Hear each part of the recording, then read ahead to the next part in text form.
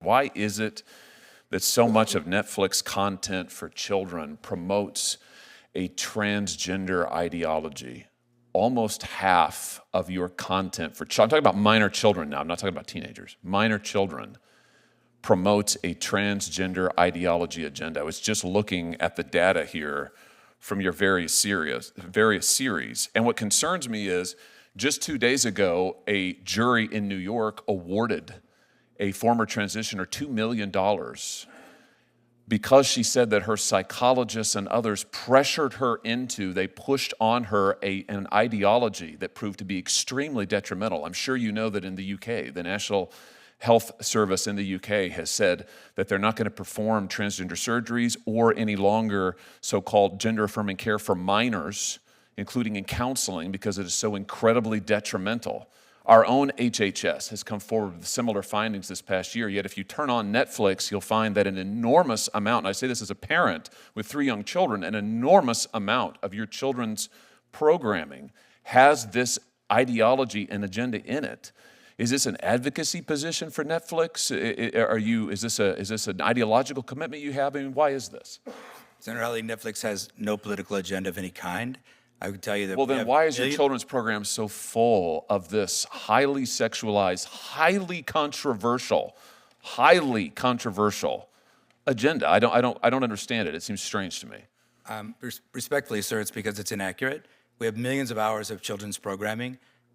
You're saying it's not there. You don't have trans. You don't feature trans characters, trans storylines, trans themes. It's not in your programming. I'm saying we feature a wide variety of stories and programs to meet a wide variety of people's tastes. Why is almost half of it? Why does almost half of your children's program feature this highly controversial, highly sexualized material? That just seems strange to me. It can't possibly be a reflection of the population.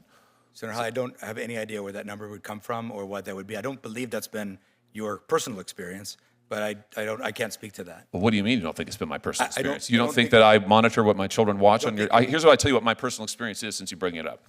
My personal experience is that my 3 children, I can't let them watch anything they want on Netflix. I can't let them watch anything on Netflix unless I preview it, because I don't have confidence in what's on your platform. I don't know what they're going to encounter, and I tell you what, I don't want my kids being pushed an agenda about their sexuality or gender identity when I have not had the opportunity first to discuss it with them and to form them in that. And frankly, on behalf of parents around the country, it offends me that Netflix is pushing this content at parents in what seems to be a very coordinated, thought-through, planned-out agenda in a way that, frankly, I think undermines parents, certainly undermines me and my wife. We have to watch every show beforehand before we can let our kids watch it. Now, I don't know. That seems pretty concerning to me. I know you make a gob of money on it, and maybe that's the answer. But it just seems to me that it's a disservice to the parents of this country, particularly given what's happening with our youth on this subject.